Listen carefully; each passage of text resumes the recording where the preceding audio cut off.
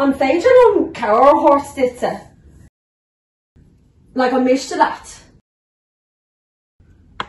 Mas duine thuh cosú an lomsa, a bhíoch ag dul chuig an ionad aclaíochta ceithre nó chuidir in aine seachtaine.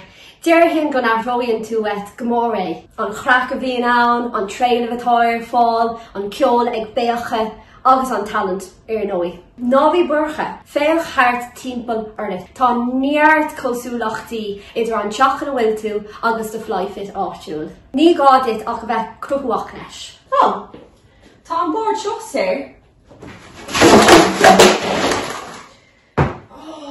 No. Tá tú ag mága. Ní dhearna sé é sin. Sin dá chréidethe cad a tharla.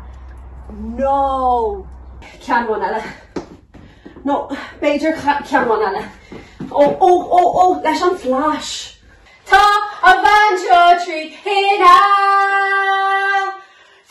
Tá sí trí hina. An win sa críoch na leis an gahir. Fíl an críoch na man brit fásta go fáil. Céimid set atá fácha agat. Gáh. Ok, sin tell. Fanny mé anseo.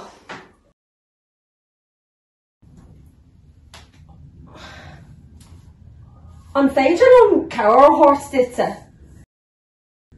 Like an miste leat.